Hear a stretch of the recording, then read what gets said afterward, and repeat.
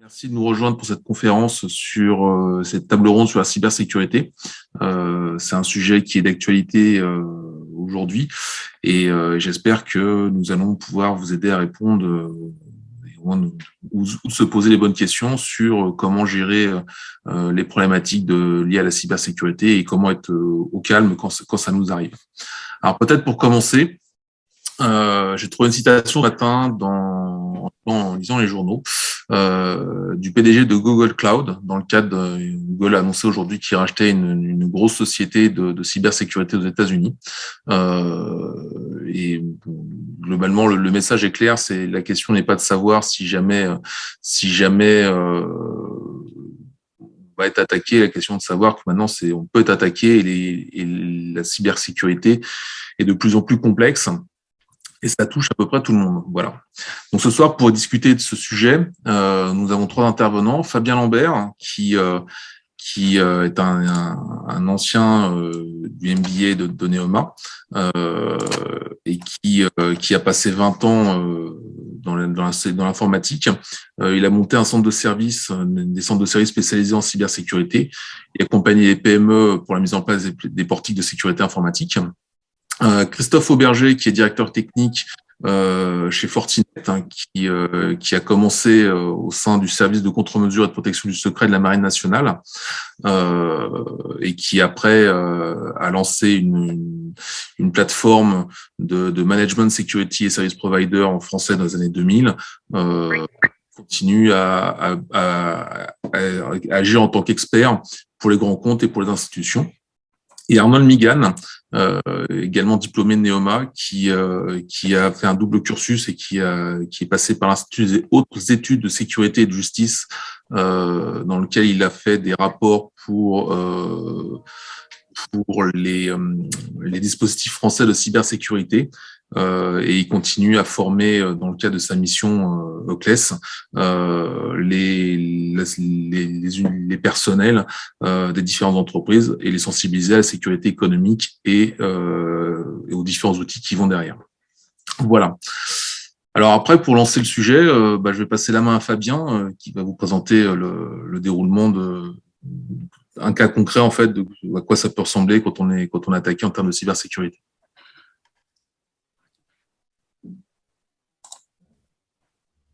J'ai perdu Fabien. Si. Je suis là. Bonsoir à tous. Vous m'entendez? Oui. Bonsoir à tous. Merci pour l'introduction, Sylvain. Oui, donc l'objectif de cette première partie, c'est en fait de vous partager une expérience pour vous expliquer un petit peu comment est-ce qu'on vit une entreprise et pour vous expliquer surtout comment il est fondamental de se préparer à une cyberattaque. Donc, l'idée, c'est voilà, vous expliquer un peu comment j'ai vécu. Donc, l'année dernière, l'été dernier, un ami m'a appelé et m'a expliqué qu'un de ses employés, puisque lui était DSI, avait cliqué sur un mail et ouvert. Donc, enfin, il avait subi une attaque ransomware avec un impact assez vaste, mais que lui n'était pas capable d'identifier, de délimiter complètement.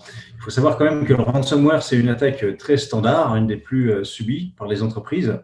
La faille étant venant des users assez fréquemment, on va revenir dessus. Et donc, le malaise est assez grand parce qu'il ne sait pas, donc mon ami DSI ne sait pas comment répondre, il ne sait pas quelle réponse apporter, il ne sait pas aussi sur quelle personne s'appuyer, sur quelles compétences s'appuyer, donc pour apporter la meilleure réponse à cette attaque. Donc, bien sûr, il manque de réactivité, il manque même de préparation, et cela va amener en fait des problèmes autant internes, donc au sein de son organisation, de sa hiérarchie, externe aussi, parce que bien sûr, il a des responsabilités. Il faut savoir que c'est une société qui stocke des données confidentielles de clients, des dossiers complets, et donc là, il y a un vrai sujet vis-à-vis des RGPD, donc de la CNIL, de maintien de la confidentialité des données. Alors, ici, à nouveau, j'insiste sur le fait que c'est vraiment quelque chose de subi, puisqu'il n'y a ni process en place, ni effectivement d'équipe de compétences, tout simplement. Donc, il ne sait pas comment résoudre le problème. Maintenant, je vais essayer de vous expliquer un peu comment est-ce qu'on l'a traité, comment est-ce que lui a finalement réussi à faire en sorte que ça ne se reproduise plus. La première chose à faire, donc, c'était effectivement de savoir de quoi il s'agit, c'est-à-dire de faire un inventaire complet de son SI, de son système d'information, de savoir quels sont les éléments à sécuriser, très simplement, très basiquement. C'est quand même une phase qui demande du temps et qui peut être conséquente en fonction de justement de l'infrastructure informatique et des équipements qui sont exploités par l'entreprise. Donc, une fois cet inventaire absolument complet fait sur les infrastructures matérielles, logicielles, il est important de procéder à ce qu'on appelle un pen test. Vous avez sûrement déjà tous entendu ce mot. Voilà, on parle de pen test blanc quand la personne qui réalise, ou la société qui réalise le pen test a tous les éléments justement pour faire un audit complet de l'infrastructure. Il est gris si effectivement tous les éléments ne sont pas communiqués, et un pentest est noir quand la personne qui réalise le pentest n'a absolument aucune information, et c'est à elle de trouver les failles donc dans le SI en question. Alors, une fois ce pentest-là technique effectué, et même en parallèle de ce pentest technique, on va donc à nouveau identifier des failles, on va procéder à un pentest organisationnel.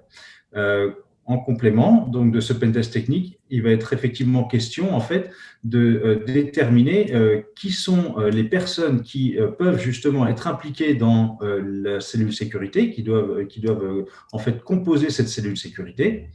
Et une fois ces personnes désignées avec leurs compétences, il est nécessaire de définir les processus, c'est-à-dire bien sûr la partie réponse pour apporter la meilleure réponse, la meilleure réactivité, mais il y a aussi une grosse partie de veille, puisqu'il faut mener une veille en permanence pour identifier les failles éventuelles et les attaques surtout. Donc, une fois cela fait, une fois qu'on a défini et qu'on s'est organisé pour prévoir les attaques, parce qu'il est vraiment question de ça, on peut commencer, que ce soit effectué en interne, mais c'est souvent externalisé, donc commencer à mener une veille en continu, une vigilance, et rester vraiment de manière à être en fait informé dès que possible, dès qu'une attaque se produit. Alors, c'est une attaque externe comme interne, comme un employé qui fait une erreur. Il faut donc avoir défini ces processus-là pour, quel que soit en fait le problème observé, avoir justement donc non seulement les personnes, mais aussi les processus pour avoir la réponse la plus rapide. Ce qui est important là-dedans, en fait, c'est qu'il va falloir permettre à cette équipe, cette cellule qui va vivre aussi, au fur et à mesure que la société évolue, de maintenir en fait des compétences disponibles, à nouveau internes ou externes, et qui soient capables d'apporter la meilleure réponse, toujours adaptée en fait au degré, à la dangerosité ou à la sensibilité en fait des données qu'il est question de protéger. Donc voilà, les conclusions de cette première partie, très rapidement, c'est que plutôt que de subir une attaque, il faut en fait mettre en place les dispositifs, les équipes et les moyens, les processus qui permettront donc d'abord d'anticiper une attaque. Et puis en plus, ensuite, une fois que cette attaque est identifiée, il est nécessaire de pouvoir s'appuyer sur à nouveau des compétences et des processus qui sont déjà définis pour être capable d'apporter la meilleure réponse en interne et en externe. Donc voilà l'objectif un peu de ces préparations et de l'importance en fait d'avoir cette cellule de sécurité à disposition et disponible en permanence, capable de réagir en permanence. Merci Fabien. J'en profite pour faire un petit rappel que j'ai oublié au début, sinon c'est pas drôle. Vous pouvez nous poser des questions, on fera une session de questions-réponses à la fin de notre intervention. Vous avez un module de questions-réponses qui est en bas, un Q&A normalement en bas de votre fenêtre.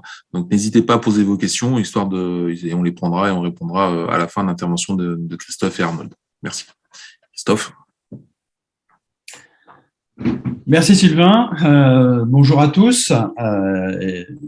Donc, je vais vous parler un petit peu du paysage de la menace parce que c'est important de savoir à quoi on est confronté et surtout comment cette menace évolue. On en parle beaucoup. La cybersécurité, c'est quelque chose qui est médiatisé depuis quelques années maintenant. Et comme le disait Sylvain tout à l'heure, la question n'est pas savoir pourquoi on sera attaqué. Je dirais ni même quand on sera attaqué, mais souvent la question c'est depuis quand je subis une attaque, puisque la plupart des attaques mettent un certain temps pour être détectées. Ce paysage de la menace, évidemment, il évolue. Il évolue en fonction de pas mal de choses, du contexte géopolitique notamment. On est dans une période assez compliquée actuellement et effectivement, ça peut avoir des impacts au niveau cyber, mais il évolue aussi parce que c'est un écosystème qui est en pleine évolution. Alors la première chose peut-être à dire sur ce domaine-là, en termes de cybercriminalité, c'est le coût que ça représente. Donc, c'est à peu près 5 000 milliards de dollars annuels.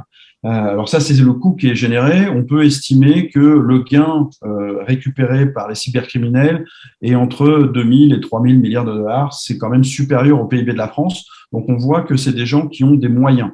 Et principalement, c'est ça qui a changé ces dernières années. Depuis 2006, la cybercriminalité génère plus d'argent que le trafic de drogue, avec beaucoup moins de risques. Et effectivement, c'est quelque chose qui est florissant. Et du coup, c'est un domaine qui s'est professionnalisé. C'est-à-dire qu'aujourd'hui, on a des acteurs qui se partagent un petit peu les différentes parts du gâteau et les différentes tâches.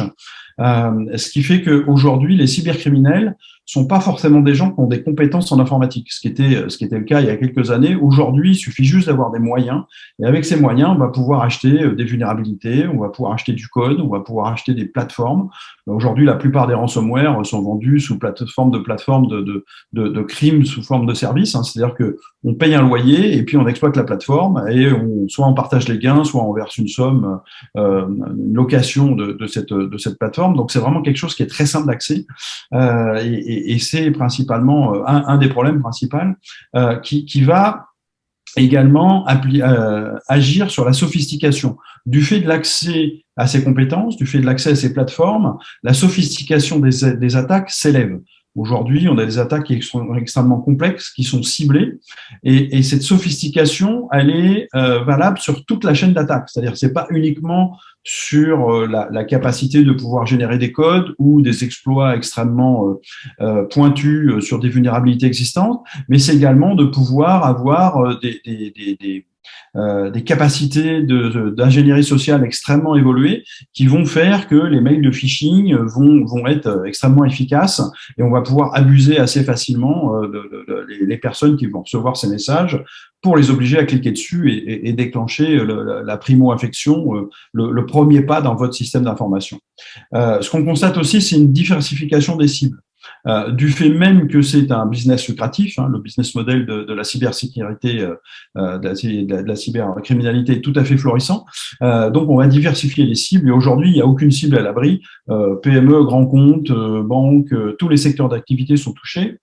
Et on constate également une diversification des groupes cybercriminels. Alors, il y a des groupes historiques qui agissent dans le domaine depuis des années, notamment les organisations mafieuses, hein, qui se sont diversifiées depuis pas mal de temps dans la cybercriminalité, de la même manière qu'ils faisaient du trafic d'armes, du trafic de drogue, du trafic d'êtres humains. Ils font de la cybercriminalité. Mais aujourd'hui, on a des groupes nouveaux, notamment en Amérique du Sud, hein, avec pas mal de cartels de la drogue qui sont rentrés sur ce business lucratif de la cybercriminalité. Donc, plus de cibles, plus d'acteurs et un contexte qui fait dans les entreprises, hein, on parle beaucoup de transformation numérique. Finalement, on a des entreprises qui sont de plus en plus dépendantes du numérique, avec une adhérence très forte du numérique et un impact beaucoup plus fort quand le numérique se met à ne plus fonctionner. Et on est également dans un monde de consolidation. On constate la consolidation du réseau de la sécurité, hein, avec des technologies comme le SD-WAN, le SD-branch, le SASE, dont vous avez peut-être entendu parler, qui sont finalement l'aboutissement d'une certaine convergence et finalement où la cybersécurité retrouve sa vraie place, qui est une place transversale, un peu comme la qualité, et également des consolidations et des convergences par exemple, entre l'IT classique et puis ce qu'on appelle l'OT, c'est-à-dire l'informatique industrielle qui aujourd'hui sont de plus en plus interconnectée et qui rendent les entreprises plus vulnérables.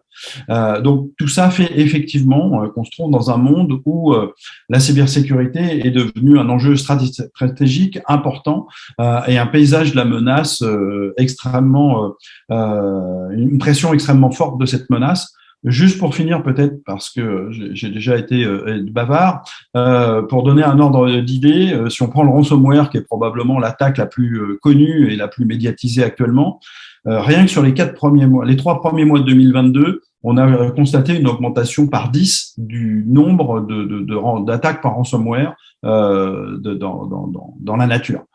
Donc effectivement, ça donne une idée de l'augmentation de la pression des attaques sur les entreprises et sur les systèmes d'information des entreprises.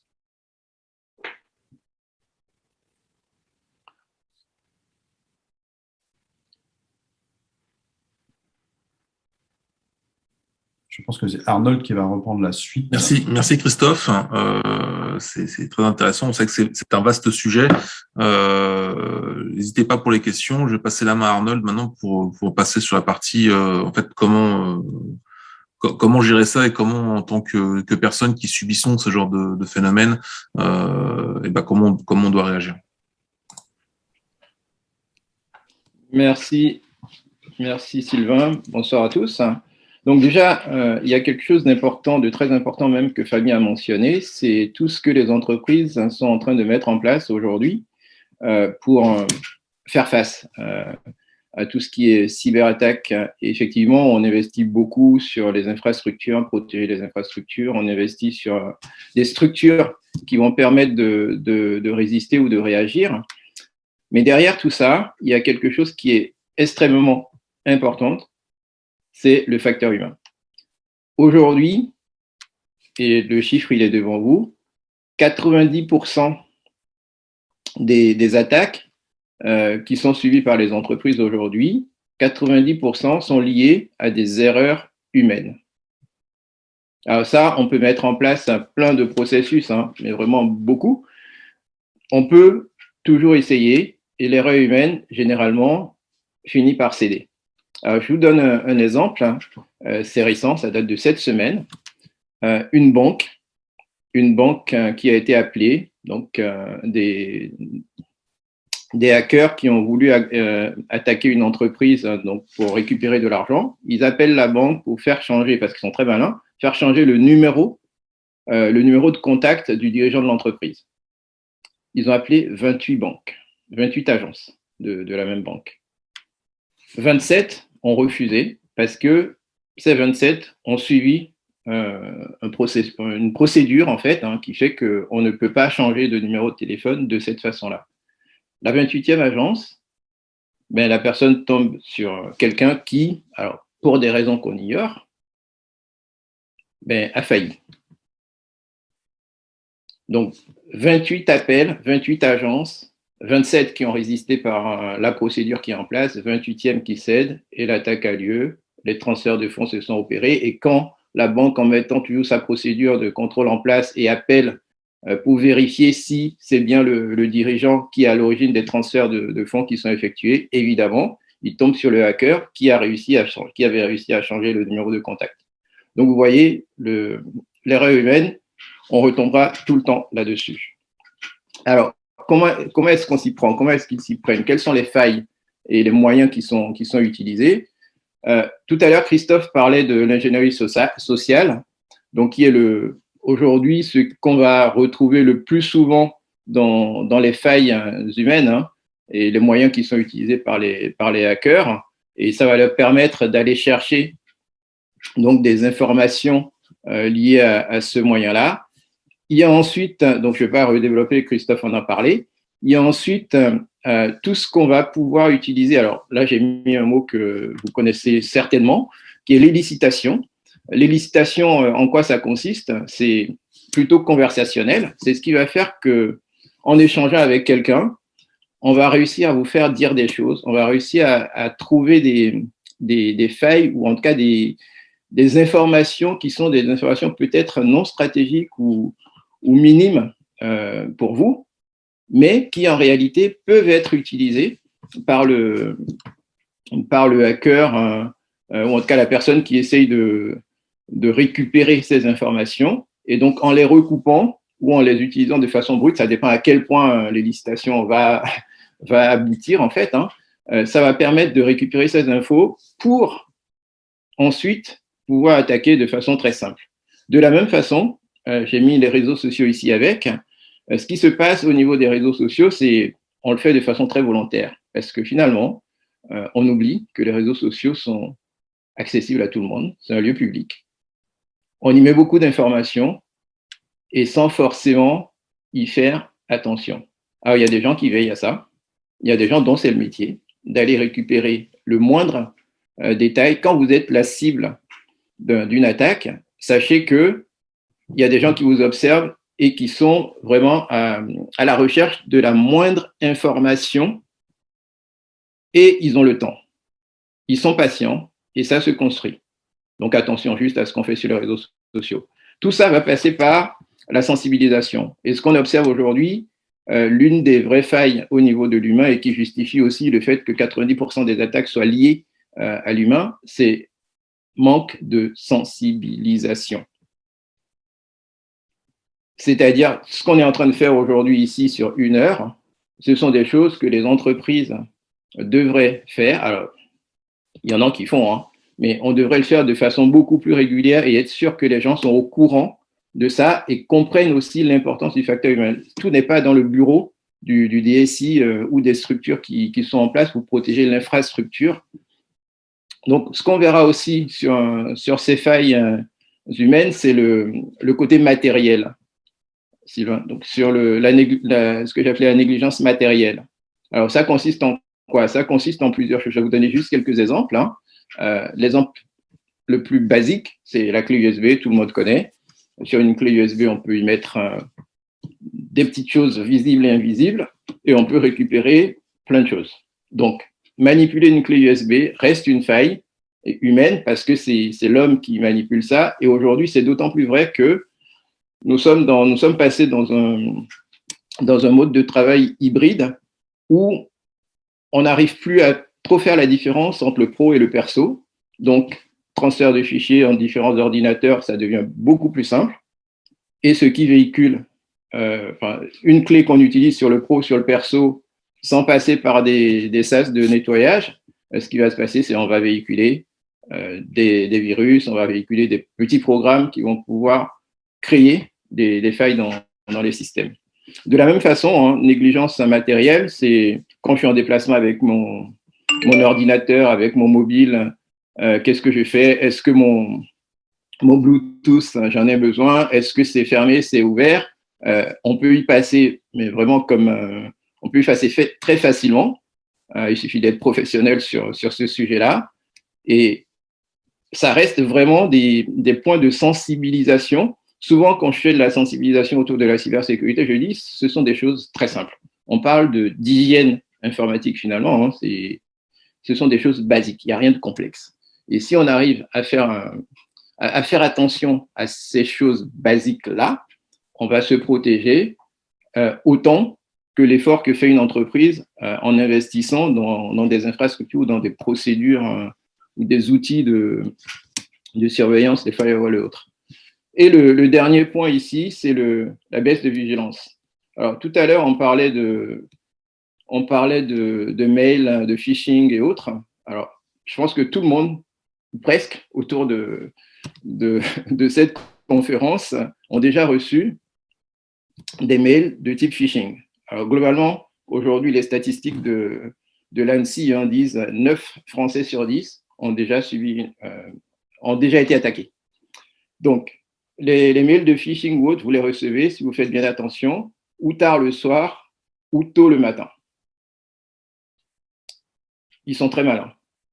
Donc, on va jouer sur le moment de la journée où votre vigilance va être la plus basse possible. Donc, au réveil, vous vous réveillez, vous prenez votre téléphone, tout le monde le fait, hein, vous ouvrez, je regarde mes mails, je clique, je ne suis pas vraiment attentif à ce que je fais. Donc, ce n'est pas à ce moment-là que je vais détecter que, ah oui, mais l'adresse mail qui est cachée derrière le nom de la personne qui semble être une personne connue, ben, ce n'est pas la bonne adresse. Donc, surtout, je ne clique pas et je ne télécharge pas. Mais voilà, matin, soir. Donc, voilà, je vais m'arrêter là pour l'instant sur ça. Et on prendra des questions. Je vais pouvoir aller un peu plus loin suivant vos centres d'intérêt par rapport à ceci. Mais on a voulu laisser la conférence assez interactive. Donc, Sylvain, je fais pause à ce niveau. Fais pause. Parfait. Alors, peut-être juste pour ceux qui veulent un peu de lecture avant qu'on passe aux séances de questions-réponses, on a la chance d'avoir un organisme gouvernemental qui s'appelle l'ANSSI qui fait du bon travail, qui met en place des guides et différents documents pour gérer ces trucs-là. C'est très intéressant, c'est didactique. C'est rapide à lire, c'est sous forme de fiches principalement, et ça vous permet de pouvoir rentrer, de retrouver justement des éléments pour garder de la vigilance ou comment bien structurer son système SI ou comment communiquer quand la question se passe et quand le problème arrive. Voilà. Donc maintenant, je vous propose d'ouvrir la session avec les questions. On a une première question qui est arrivée, qui était d'un spectateur anonyme, qui ne veut pas se faire connaître, sur savoir, qui pose la question de savoir quel était le meilleur positionnement pour une équipe de cybersécurité. Donc savoir s'il faut le placer, où on doit la placer et comment on doit la faire vivre. Qui veut se lancer sur le sujet? Fabien, peut-être? Alors, c'est un peu compliqué de répondre à ça. Peut-être vous pourrez m'aider ou Christophe, parce qu'en fait, de mon point de vue, c'est vraiment une réponse. Enfin, la cellule doit être complètement en fait adaptée aux enjeux. Un des points très importants quand on commence à réfléchir en fait aux moyens à mettre en œuvre, c'est qu'il faut toujours en fait les adapter vraiment à la criticité des données, à la complexité de l'infrastructure. Donc, ça va l'exposition même éventuellement. C'est un peu compliqué en fait et c'est même peut-être un peu dangereux d'essayer de suivre un schéma à ce niveau-là. C'est vraiment une réponse sur mesure. Je pense qu'il faut apporter et les réponses peuvent varier déjà rien que le sujet des compétences internes ou externes. Ça c'est mon point de vue. Ouais, je suis entièrement d'accord. Peut-être pour compléter, quand on prend les grands groupes, on s'aperçoit que entre il y a 15-20 ans et maintenant, les ressources en termes de cybersécurité ont explosé. Aujourd'hui, on est entre un équivalent temps plein pour 200 personnes et avec une moyenne en France qui tourne à 1 pour 1000. On se rend compte que dans les grands groupes, on arrive très vite avec des équipes très, très importantes. Et finalement, la tentation est assez forte pour les RSSI d'essayer de tout mettre dans une même équipe hiérarchisée, et on se rend compte que c'est pas forcément la bonne approche.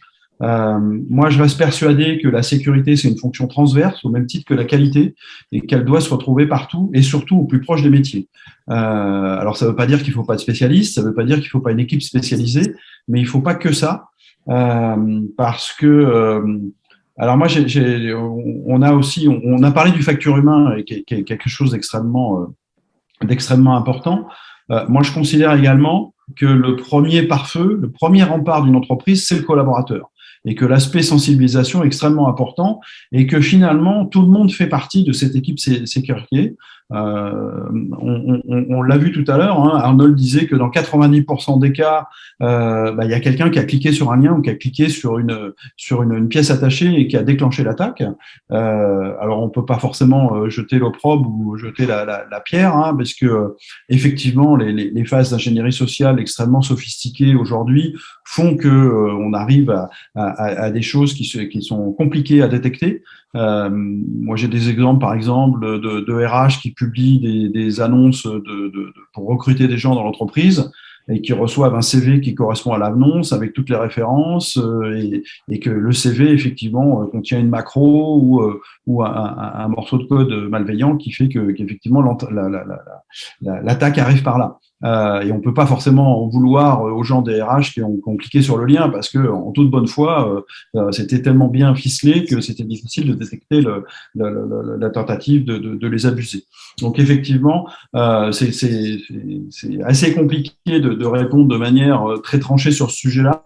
Je pense que la sécurité, elle doit se trouver partout, qu'il faut des équipes d'experts, notamment quand la crise arrive, puisque là, on va avoir besoin capable d'intervenir. Et on se rend compte que souvent, dans ces cas-là, on a aussi besoin de ressources externes, parce qu'on va avoir besoin de déployer beaucoup de compétences et beaucoup de ressources en même temps pour aller répondre à cette crise cyber. D'où l'importance, effectivement, de préparer avant cette cellule aussi, et d'être capable de faire appel à des intervenants externes, des partenaires, des prestataires qui vont pouvoir aider.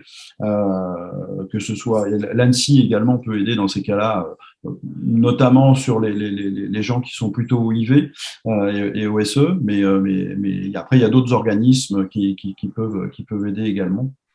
Mais en tout cas, cette fonction de sécurité, c'est pas quelque chose qu'on peut dire la sécurité elle est là et elle en bouge pas. On a besoin d'experts, mais on a aussi besoin d'avoir de la sécurité proche des métiers, parce que je parlais de convergence tout à l'heure. Les gens qui connaissent mieux les risques et finalement les vulnérabilités des applications métiers, c'est quand même les gens qui sont issus de ces domaines-là. Donc, il faut vraiment une collaboration de bout en bout. Et l'équipe de sécurité, elle peut pas être externe à tout ça. Elle vit dans la société et elle a besoin d'être alimentée et de partager avec les autres.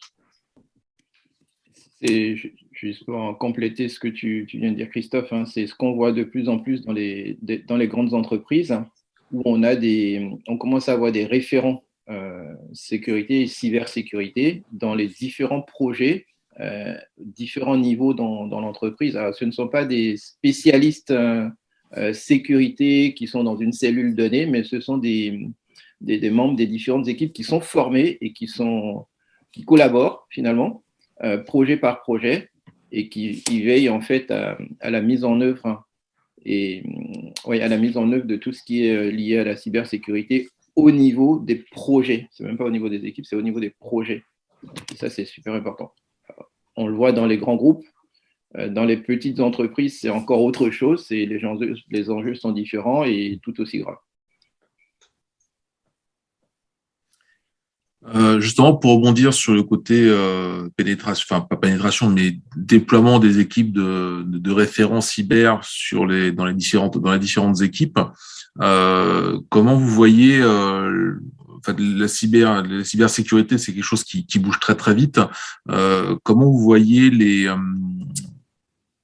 l'utilisation de vieux matériels? Moi, je viens de l'industrie pour être tout à fait sensible par rapport à ça.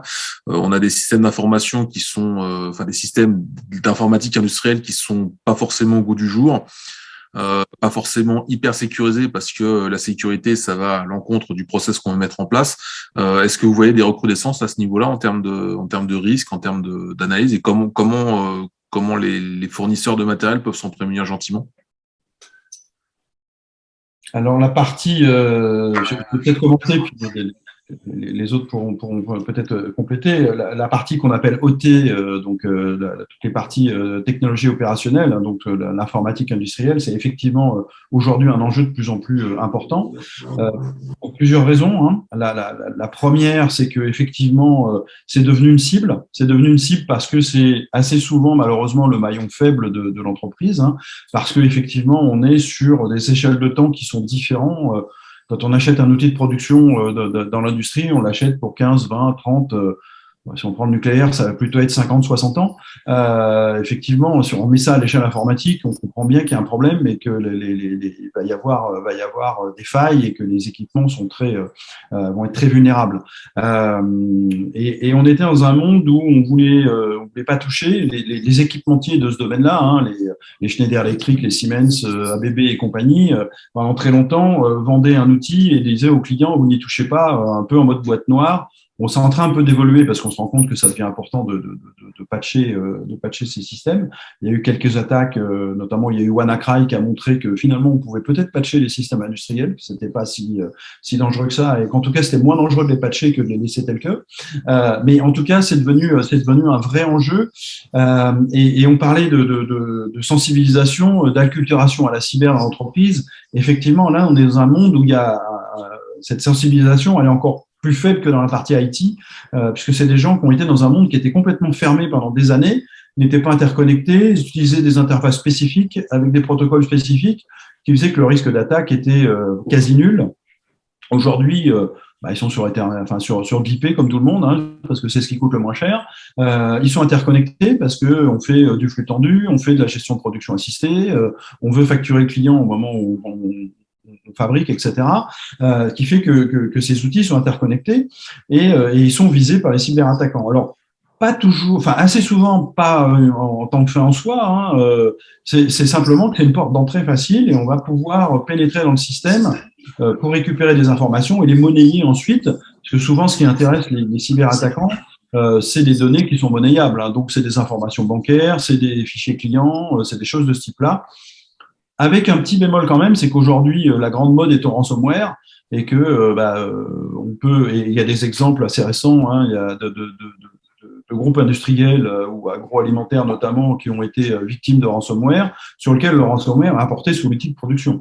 Et effectivement, quand on bloque l'outil de production, c'est effectivement, on comprend bien que les gens peuvent envisager de payer à la rançon pour le récupérer le plus rapidement possible parce que les enjeux sont très importants. Donc effectivement, aujourd'hui, cette convergence IT-OT fait que l'informatique industrielle, et on retrouve la même chose dans la santé, hein, puisque finalement, les réseaux spécifiques de la santé sont un peu similaires à des réseaux industriels, hein, tout ce qui est scanner, les systèmes de pompes automatisées pour distribuer des médicaments, voilà, tout à fait, notamment les pompes à insuline, posent le même type de problème parce qu'on a des environnements similaires et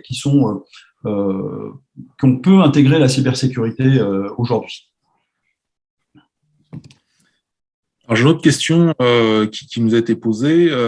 Est-ce que vous avez constaté une évolution sur la gestion des communications par rapport à une crise cyber? Il y a quelques années, c'était quasiment un sujet tabou pour toutes les entreprises. Est-ce que vous voyez que maintenant, elles ont moins de freins à communiquer sur le fait qu'elles soient fait attaquer? Proportionnellement à leur niveau de préparation, oui.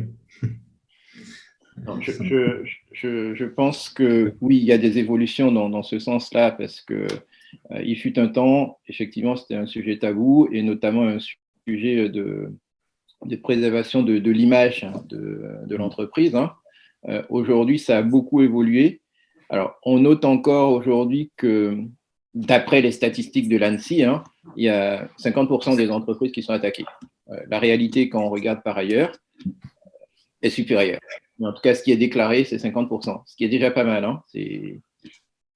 C'est déjà assez important. Donc, pour répondre simplement à ta question, oui, il y a une évolution, il y a des changements qui sont en cours. Et en plus, hein, les attaques sont signalées plus rapidement qu'avant, ce qui permet de réagir, même si aujourd'hui, on n'est pas encore en France hein, au niveau de la légitime défense sur ces sujets-là. Mais en tout cas, il y a quelque chose qui se passe et le mouvement est en cours. Et je voulais, si je puis, rajouter quelque chose à la question précédente. Sylvain, tu ne m'as pas laissé parler. Oui. Donc, Attends pour moi, pardon. Je reprends la main rapidement, parce que j'ai lu récemment une étude d'IBM qui concerne le secteur que tu as évoqué. Et c'est intéressant de voir comment la cartographie des attaques est faite sur ce secteur-là, en l'occurrence. Et on se rend compte que 47% des attaques sont effectivement liées à la vulnérabilité des équipements en tant que tels. Par contre, on a 50% des attaques qui sont liées aux facteurs humains. Donc c'est le type phishing, vol de credential, vol de logging ou de mots de passe et autres. Et il y a 3% qui sont liés à ce qu'on appelle des attaques brute force. Donc, ce sont les attaques où on va tester les mots de passe, donc la robustesse finalement des mots de passe qui sont utilisés. Donc, on voit quand même, hein, c'est 47%, j'ai envie de dire seulement, qui sont liés à la vulnérabilité des équipements en tant que tels sur ce type de secteur. Voilà, c'est ça que je voulais juste préciser par rapport à la réponse de Christophe. Merci Arnold. Alors, on a une question de Seb. Alors, je ne suis pas sûr de comprendre tout à fait la question, mais je vais vous la lire brute. Et puis après, vous êtes plus malin que moi par rapport à ça. Donc les obligations liées au RGPD, les faits contraignent les entreprises à communiquer à communiquer. Il n'y a pas de point d'interrogation. Donc, comment RGPD change la donne par rapport à la cybersécurité?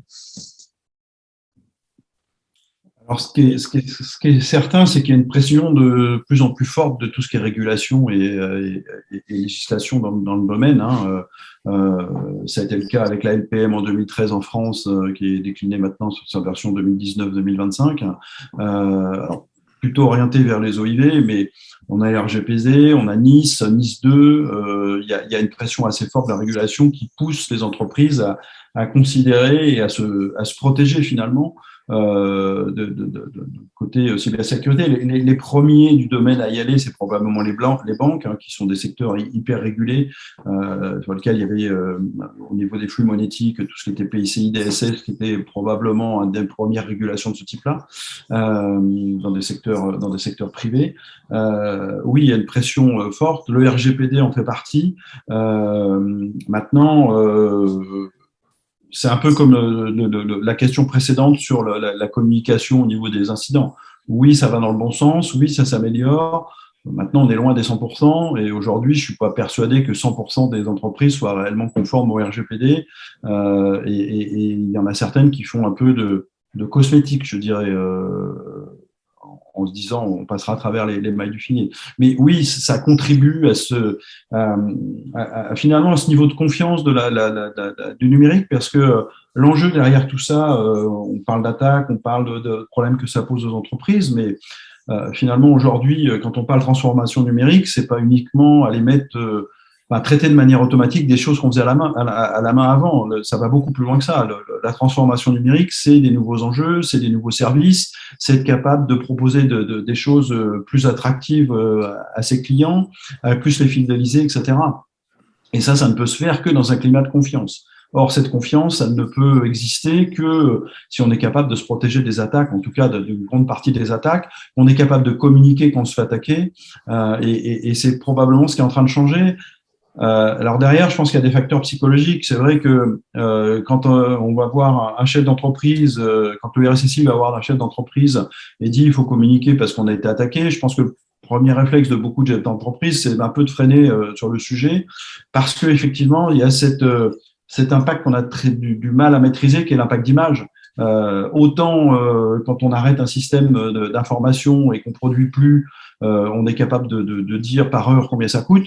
Autant l'image, on a beaucoup de mal à définir combien ça va coûter, et souvent on s'en rend compte après coup. Donc il y a une certaine réticence, et je pense que la pression du régulateur et de la conformité dans le domaine aide les entreprises à aller dans le bon sens.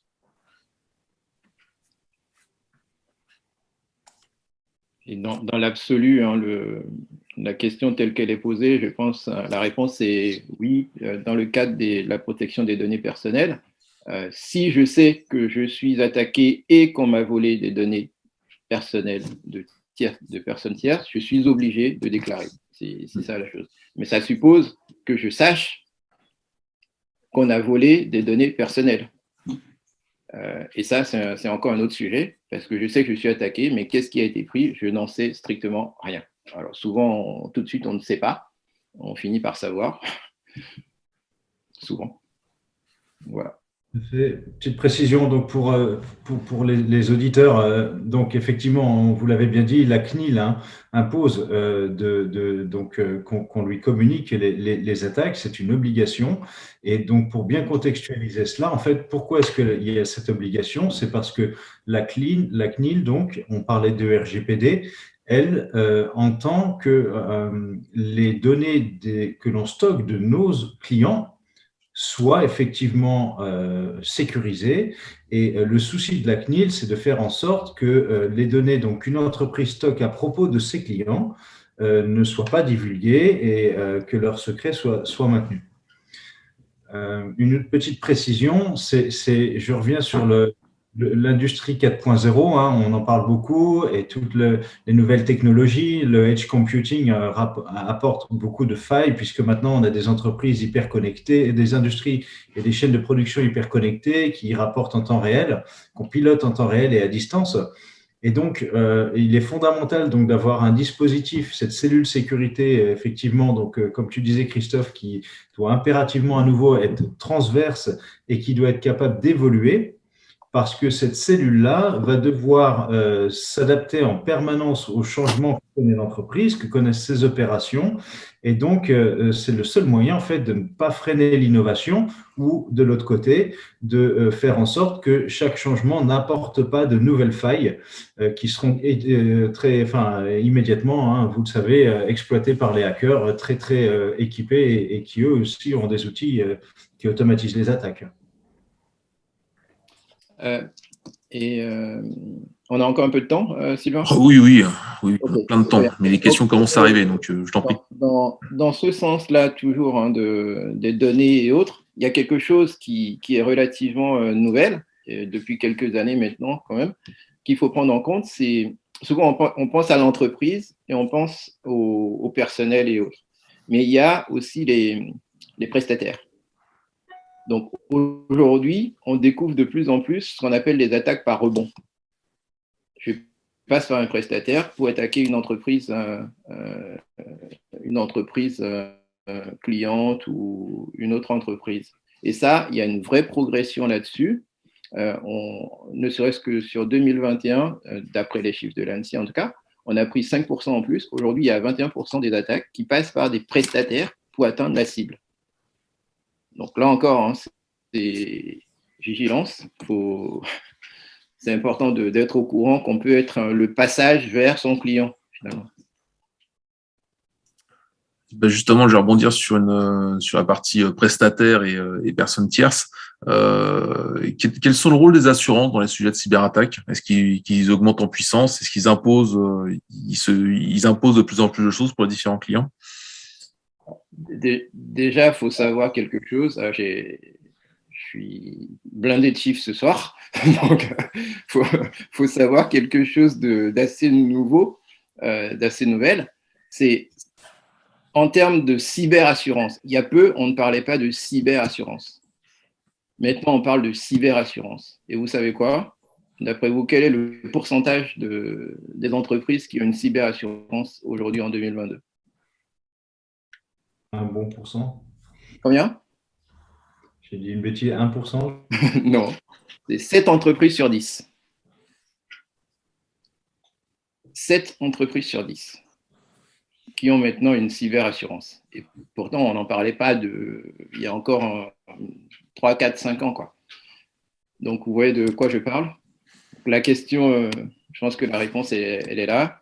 Les cyberassurances vont jouer un rôle important et les entreprises ont compris et ont recours à ces cyberassurances en masse. Mais ça impose aussi qu'il y ait un minimum de dispositions qui soient prises au sein de l'entreprise. Et c'est là où on va retourner dans tout ce qui est procédure, ce que Fabien décrivait au début de son intervention. On retournera là-dedans parce qu'il faut cocher des cases pour être sûr qu'une cyberassurance peut prendre en compte ce qui nous arrive. Petite précision aussi, en fait, au tout début donc, de question de l'assurance, de l'assurance cyber contre les cyberattaques, les assureurs, effectivement, avaient en face d'eux des clients qui n'avaient pas forcément, ou même rarement, estimé la vraie valeur de leurs données. Et donc ça a été un problème, surtout pour les clients, les assurés, dans le sens où eux étaient incapables de valoriser ces données-là. Donc les montants des assurances étaient, enfin en tout cas les montants couverts étaient très bas. Et c'est quand ces clients-là se sont rendus compte justement de la préciosité et même de la vitalité, c'est vraiment des infos qui sont vitales pour beaucoup d'entreprises de plus en plus, que ces clients-là ont commencé justement à demander des couvertures un peu plus conséquentes, adaptées en fait à la valeur de leurs données. Et c'est à peu près la situation dans laquelle on est, où il est assez complexe de se faire assurer à la hauteur en fait des enjeux, donc de la valeur des données. Et le montant des primes d'assurance ne cesse d'augmenter. Hein. Ils ont été multipliés par 20 en 5 ans, à tel point que moi j'ai certains clients qui ont fait des appels d'offres pour avoir des cyberassurances et qui ont choisi au final de couvrir eux-mêmes le risque plutôt que de prendre une cyberassurance parce que le montant des primes était estimé trop élevé. Merci. Il y a toujours notre spectateur anonyme qui nous dit qu'au Luxembourg, les prestataires IT doivent être certifiés PSF, donc c'est professionnels du secteur financier. Est-ce qu'il y a des équivalences en France? Il y a toutes les certifications de prestataires de services de l'ANSSI, hein, les PASI, PDIS, PRIS et autres. Après, il n'y a pas, à ma connaissance, à part dans des secteurs très particuliers, il n'y a pas d'obligation pour la plupart des entreprises du secteur privé d'utiliser des prestataires qualifiés, mais je pense que ça peut être qu'un plus et un gage de compétences, en tout cas. Mais je pense pas qu'il y ait d'obligation pour le moment en France à ce niveau-là. À part des secteurs très régulés particuliers, mais. On a une petite question qui vient du chat, qui est un peu, qui est d'actualité, on va dire ça comme ça. Que pensez-vous des attaques cyber liées à des fins politiques, d'influence ou de déstabilisation? Est-ce que les méthodes de détection sont les mêmes, les méthodes de protection sont les mêmes, et comment c'est géré en fait? Alors, en théorie, les méthodes de protection sont les mêmes.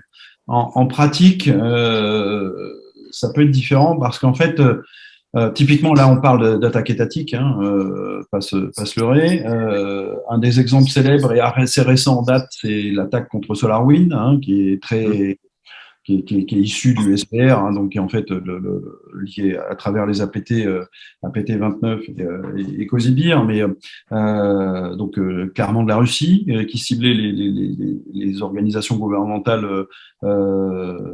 US au départ. Ces attaques-là sont en général extrêmement sophistiquées et peuvent, dans certains cas, mettre en œuvre des 0D qui sont très évolués. Ce qui veut dire qu'elles sont plus complexes à détecter que des attaques classiques, même si aujourd'hui le secteur se professionnalise. Donc, sont des attaques qui sont complexes, qui sont très sophistiquées et qui peuvent mettre en œuvre des technologies qui sont difficilement accessibles pour le commun des mortels. Je pense notamment à de la violation sur des certificats numériques et des choses comme ça, qui sont difficilement à la portée d'organisations privées, on va dire. Donc, les méthodes de détection, en théorie, sont les mêmes, mais la sophistication des attaques fait qu'elles peuvent être complexes à détecter. Après, il n'y a pas que ces attaques-là qui sont difficiles à détecter. Aujourd'hui, 67% des entreprises qui détectent une attaque sont averties par des gens qui sont externes à l'entreprise. Donc, ça veut dire que c'est pas si évident de ça de détecter une attaque, et que un autre chiffre qui peut être parlant, c'est qu'aujourd'hui les SOC, donc les systèmes qui sont faits pour détecter normalement les attaques au niveau du système d'information, détectent 25% des attaques. Ça veut dire qu'ils en laissent passer 75%. Donc, on voit que c'est pas aussi simple que ça de détecter des attaques et que ça peut être compliqué. Donc, après, il y a différents moyens de le faire, qui ne sont pas forcément que des moyens technologiques. Il y a des gens, par exemple, qui payent des prestations pour que des groupes spécialisés vérifient si leurs données ne seront pas en vente par hasard sur le dark web. C'est un moyen de détection comme un autre. Donc, en théorie, oui, les moyens de détection, de toute façon, quand on parle cybersécurité ou cybercriminalité, on est dans un monde de mesures et contre-mesures. Donc, la défense s'adapte à l'attaque, et l'attaque s'adapte aux protections qui est mis en place par les entreprises. Donc, c'est pour ça, je crois que c'est Sylvain qui disait tout à l'heure, on est dans un monde qui est extrêmement mouvant, très changeant et qui évolue beaucoup, parce qu'il y a cette adaptation constante entre l'attaque et la défense, et que probablement qu'un des moyens peu déployés en France aujourd'hui et qui mériterait d'être accentué, c'est tout ce qui tourne autour des technologies déceptives, donc le leurre. Aujourd'hui, on peut considérer que la cybercriminalité, y compris d'ailleurs les attaques de type étatique, on est dans une sorte de forme de guerre dans le cyberespace. On utilise à peu près tout l'arsenal qu'on peut trouver dans des guerres plus classiques, sauf un qui est le leurre. Le leurre, c'est quelque chose qui est énormément utilisé par toutes les armées du monde, et en cyberdéfense, on l'utilise très peu. Alors que je pense que ça mériterait d'être développé, et c'est probablement un des moyens intéressants pour aller détecter ces attaques extrêmement sophistiquées, sans risque finalement sur le système d'information réel, puisque finalement on va utiliser un leurre qui va attirer les attaquants et qui va permettre de voir un peu quelles sont les méthodes déployées, les technologies pour adapter la défense en fonction de ça. Alors, j'avais entendu parler il y a quelques années d'une méthode de recrutement, je crois que c'était le FBI, qui avait un site blanc en total, et qui, si jamais on arrivait à laisser son CV sur le site, ça valait pour entretien d'embauche. Donc, Oui. je sais pas si je sais pas si c'est une légende urbaine ou non. C'est potentiellement très efficace contre les attaques automatisées, effectivement, Christophe.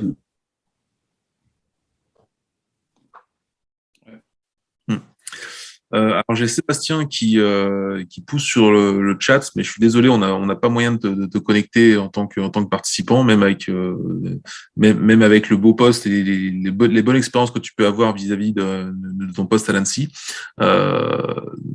J'ai une dernière question en ce qui me concerne, et puis après on va prendre encore une ou deux si elles arrivent, et puis on laissera les personnes gentiment vaquer à leur soirée. Comment voyez-vous l'évolution de la cybersécurité dans les prochaines années?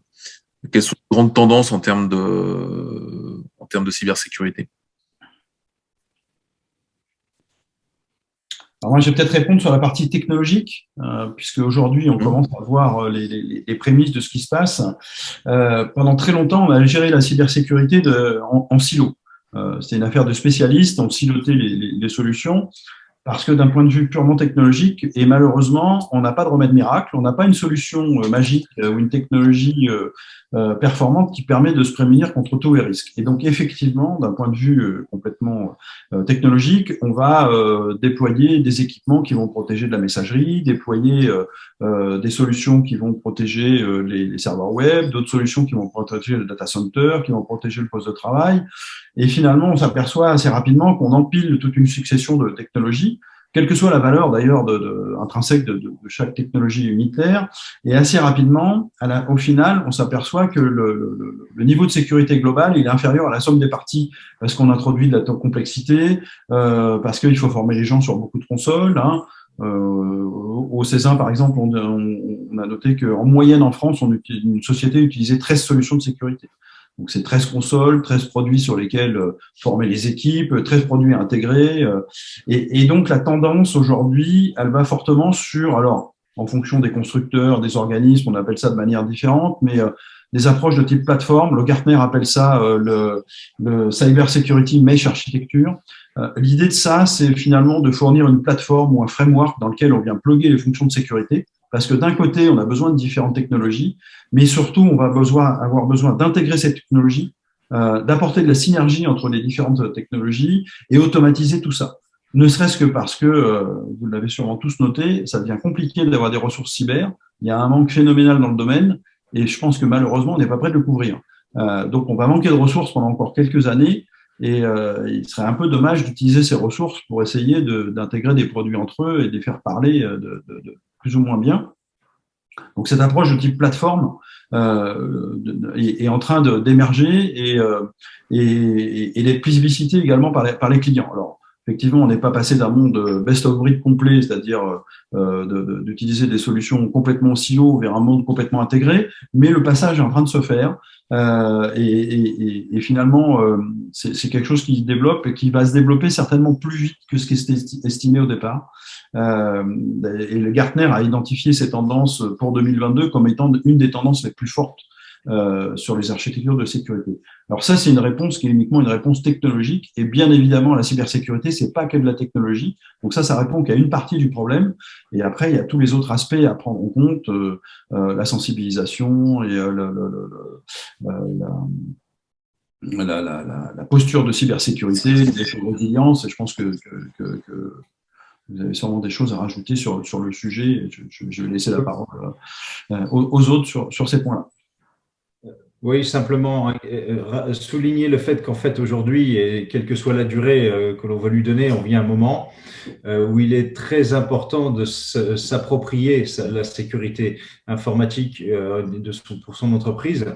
C'est le moment de s'intéresser au sujet. On a essayé de beaucoup vulgariser les termes, mais de toute façon, il faut que ça reste quelque chose de tout à fait accessible justement à l'ensemble des employés.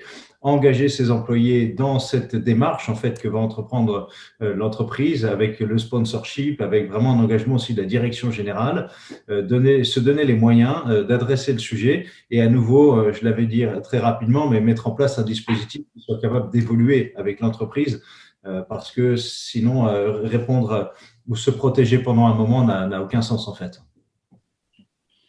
Et pour continuer, hein, l'évolution, elle est évidente. Le mode de travail change.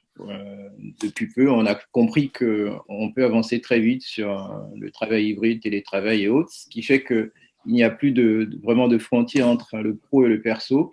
Donc, quand on parle de sécurité ou cybersécurité en entreprise, ça s'importe aussi à la maison, finalement. Donc, on est sur une notion de cybersécurité globale, donc de sécurité informatique globale. Ce n'est plus l'entreprise, mais la maison peut rentrer dans l'entreprise. Ça veut dire quoi?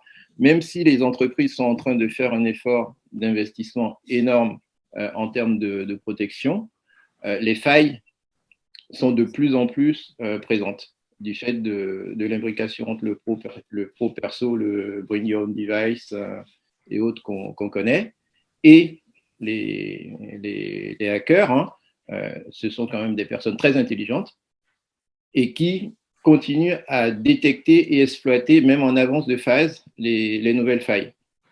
Donc, ça veut dire quoi? Ça veut dire que, oui, le marché, il est en train d'exploser en termes de cybersécurité. Le nombre d'attaques est en train d'exploser. Le type d'attaque est en train d'évoluer.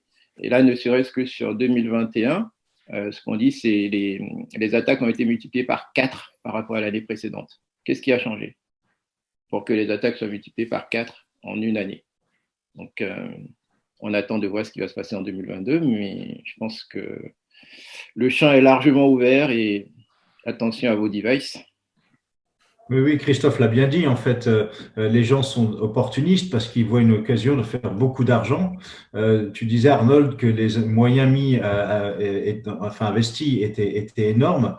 Il reste quand même un gap à combler, simplement pour que les entreprises survivent. On parle de ça aujourd'hui, vraiment. Je vois la question aussi de la SINA. Merci et bonjour au Mali.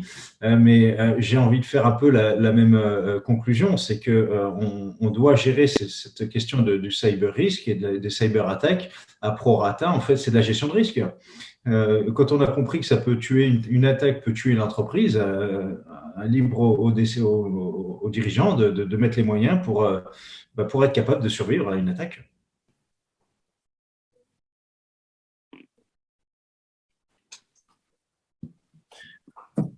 On a une question de Didier, justement, pour rebondir sur les moyens, quoi. Dans le domaine humain, vous avez mis en valeur les approches de sensibilisation et de formation. Comment positionner la valeur de l'accompagnement par un coach afin de mieux vivre et de manière plus efficace le chemin sur la sécurité numérique?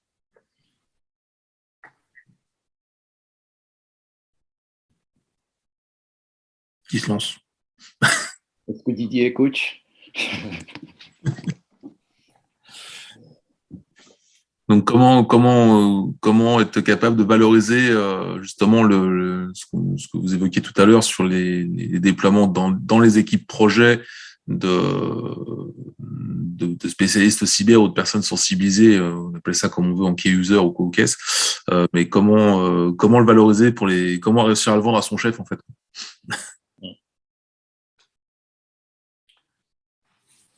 C'est tout le problème effectivement de la sensibilisation, hein, puisque finalement ça revient à ça, c'est l'acculturation de l'ensemble des collaborateurs à la cybersécurité.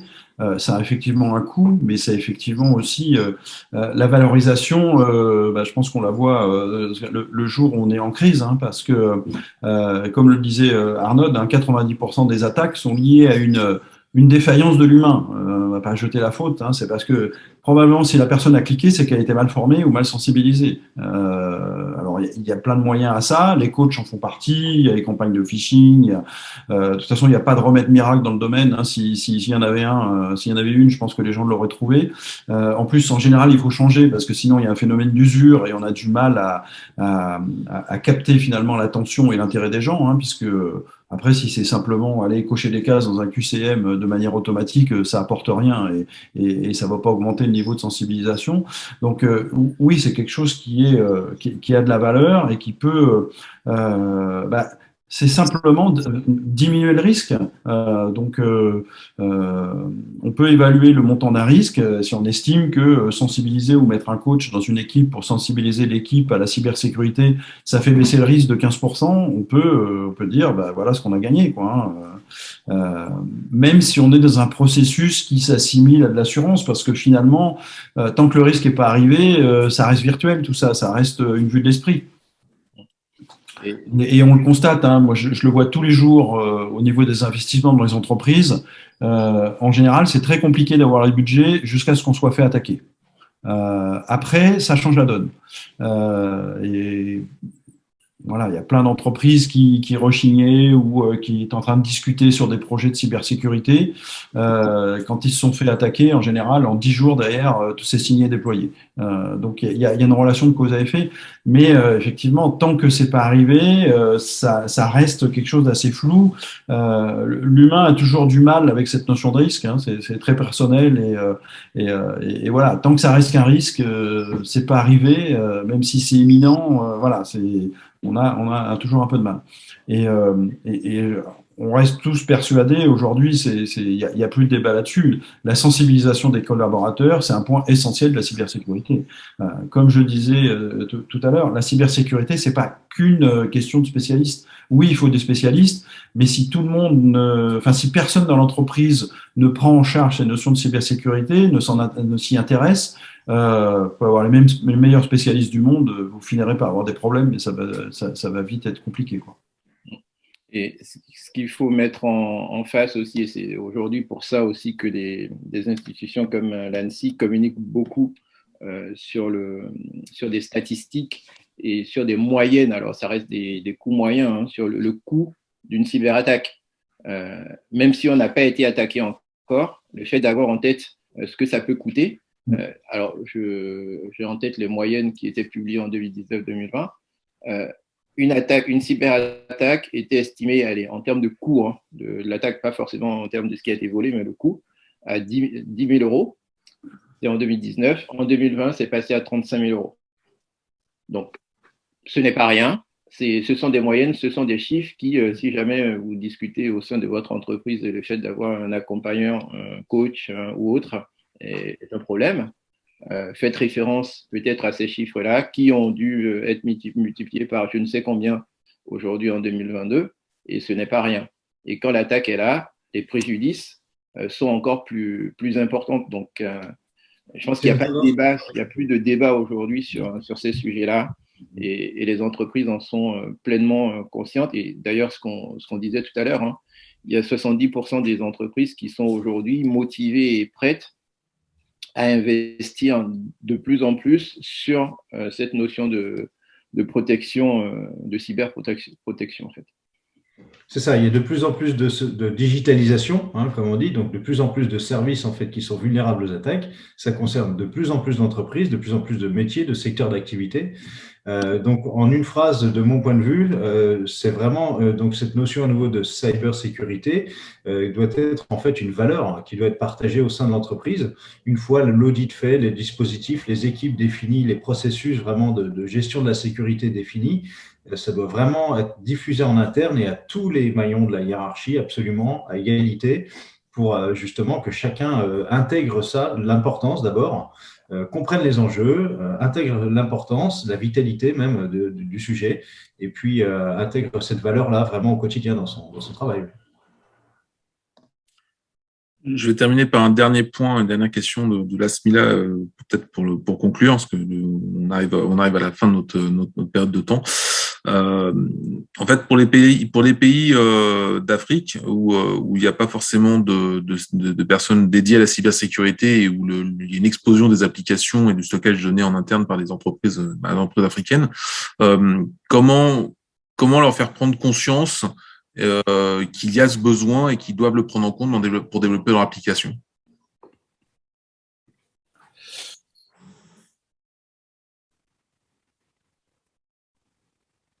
Je pense que c'est effectivement de sensibiliser les directions générales, hein.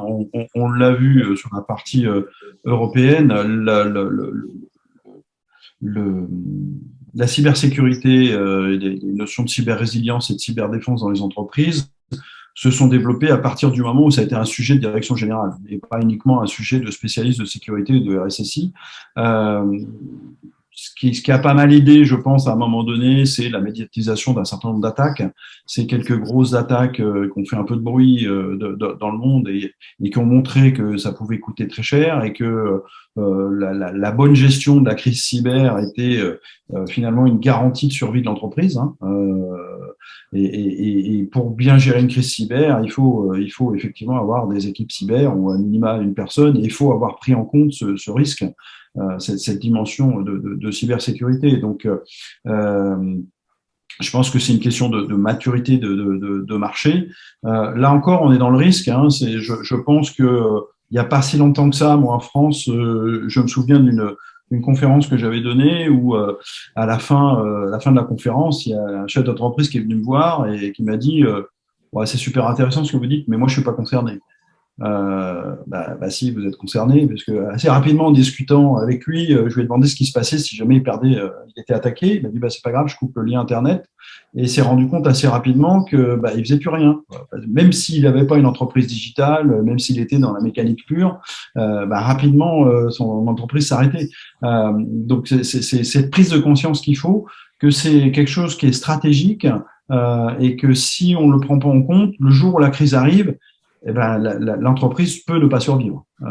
C'est aussi simple que ça. Un autre facteur, et on en a parlé tout à l'heure, en Europe qui a accéléré les choses, c'est la pression de la régulation. Alors, effectivement, tout le monde, on est tous un peu réticents quand on nous impose des choses, mais on se rend compte que les différentes régulations qui sont arrivées ont permis de sensibiliser les entreprises aux risques cyber et à sa prise en compte. Donc, c'est des choses qui peuvent être des solutions dans le domaine. Après, il reste une composante, mais là, qui est pas propre à l'Afrique, qui est malheureusement une composante qu'on trouve partout dans le monde, c'est la difficulté d'avoir des ressources cyber. Et c'est quelque chose qui va, je pense, s'accentuer. Parce qu'il y a un vrai décalage entre les filières de formation et les besoins en termes de personnel cyber. Donc on verra comment on va pouvoir gérer ce manque de ressources qui risque de s'amplifier dans les années à venir. Et la SINA, ce que je peux aussi vous dire, c'est qu'aujourd'hui, en tout cas ce qui est observé de l'Afrique, le problème il est pris un peu dans l'autre sens. Il y a deux composantes, on en a parlé très rapidement, je pense que c'est Christophe qui en a parlé, on parle de cybersécurité, on parle de cyberdéfense, qui sont deux notions différentes. En Afrique, aujourd'hui, il y a une vraie prise de conscience qui a commencé sur la partie cyberdéfense, donc la dimension étatique et la protection de tout ce qui est système d'information jugé essentiel. Et je pense que de là va découler des mesures, en tout cas des prises de conscience au niveau des entreprises. Alors, c'est peut-être encore un peu lent, mais déjà, on est très content de vous voir, la SINA, nous suivre depuis le Mali, ce qui est aussi un signe que c'est un sujet important, donc merci à vous.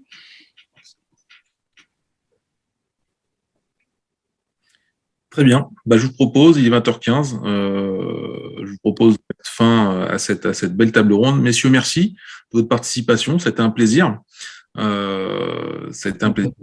Notre audience a apprécié et appris des choses qui seront plus zen si jamais ils ont un petit problème avec un hacker qui vient de l'autre bout de la planète.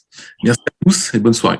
Merci à tous. Merci bien. Bonne soirée. Merci beaucoup. Bonne soirée.